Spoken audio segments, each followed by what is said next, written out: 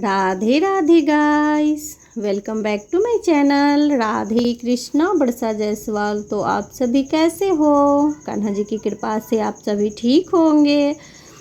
तो गाइस, जैसा कि आप सभी को पता है कि ज्येष्ठ मास शुरू हो चुका है और ज्येष्ठ मास की दोनों ही एकादशी बहुत ही पुण्य फल देने वाली होती है। तो आप लोग ज्येष्ठ मास की दोनों एकादशी जरूर से करें। तो ज्येष्ठ मास के कृष्ण पक्ष में अपरा एकादशी होती है। तो आइए सबसे पहले हम लोग जानते हैं कि अपरा एकादशी ज्येष्ठ मास में कब है। ज्येष्ठ मास के कृष्ण पक्ष की अपरा एकादशी 23 मई 2025 को है। तो आप लोग इसी दिन व्रत रखें, एक ही दिन एकादशी है। गाइस, अभी हम लोग कथा सुनेंगे अपरा एकादशी व्रत की। तो कथा सुनने से पहले आप लोग थोड़े से हाथ में पुष्प, तिल और जौ ले सकते हैं।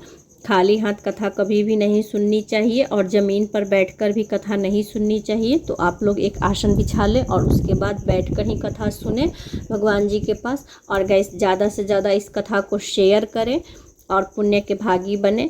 आप लोग व्रत करें या ना करें, कथा हमें ज़रूर से सुनना चाहिए। कथा सुनने से भी हमें सहस्त्र गौदान का फल प्राप्त होता है। और जो लोग असमर्थ हों व्रत करने में, उनको कथा सुनने मात्र से ही सारे व्रत के पुण्य की फल की प्राप्ति हो जाती है। तो इसलिए हमें कथा ज़रूर से सुनना चाहिए। तो आइए अब हम लोग कथा सुनते हैं। तो बोलिए कृष्ण भगवान की जय, राधा माता की जय, लड्डू गोपाल की जय, लक्ष्मी नारायण भगवान जी की जय। जय जय श्री राधे, जय जय श्री राधे, जय जय श्री राधे। ज्येष्ठ मास के कृष्ण पक्ष की एकादशी अपरा एकादशी। युधिष्ठिर ने पूछा, जनार्दन, ज्येष्ठ मास के कृष्ण पक्ष में किस नाम की एकादशी होती है? मैं उसका महात्म सुनना चाहता हूँ, उसे बताने की कृपा कीजिए। भगवान श्री कृष्ण बोले, राजन, आपने संपूर्ण लोकों के हित के लिए बहुत ही उत्तम बात पूछी है। राजेंद्र, ज्येष्ठ मास के कृष्ण पक्ष की एकादशी का नाम अपरा है।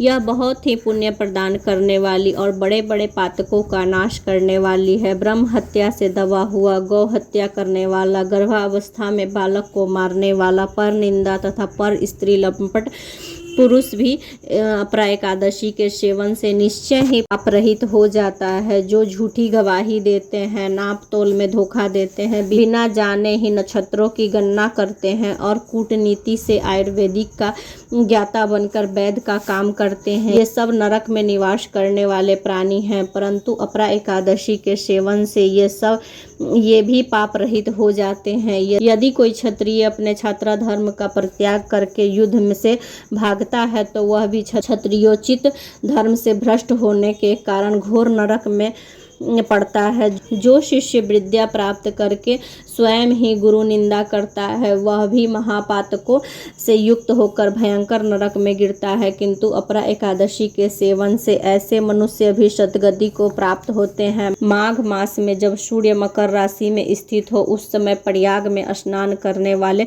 मनुष्य को जो पुण्य होता है, काशी में महाशिवरात्रि का व्रत करने से जो पुण्य की प्राप्ति होती है, गया में पिंड दान करने से पितरों की तृप्ति प्रदान करने वाले पुरुषों को जिस पुण्य का भागी होता है, बृहस्पति के सिंह राशि पर स्थित होने और गोदावरी में स्नान करने वाले मानव जिस फल को प्राप्त करता है, बद्रिका आश्रम की यात्रा के समय भगवान केदारनाथ के दर्शन से तथा बद्रिका तीर्थ के सेवन से जो मनुष्य फल उपलब्ध होता है, तथा सूर्य ग्रहण के समय कुरुक्षेत्र में दक्षिणा सहित यज्ञ करके हाथी घोड़े आदि स्वर्ण दान करने से जिस फल की प्राप्ति होती है, अपरा एकादशी के सेवन से भी मनुष्य वैसे ही फल प्राप्त करता है। अपरा को उपवास करके भगवान वामन की पूजा करने से मनुष्य सब पापों से मुक्त हो श्री विष्णु लोक में प्रतिष्ठित होता है। इसको पढ़ने और सुनने से सहस्त्र गौदान का फल मिलता है। तो बोलिए एकादशी व्रत की जय, विष्णु भगवान की जय, लक्ष्मी माता की जय, कृष्ण कन्हैया की जय, राधा माता की जय, लड्डू गोपाल की जय। जय जय श्री राधे, जय जय श्री राधे, जय जय श्री राधे। और गाइस, वीडियो थोड़ी सी भी अच्छी लगी हो तो लाइक, शेयर एंड सब्सक्राइब।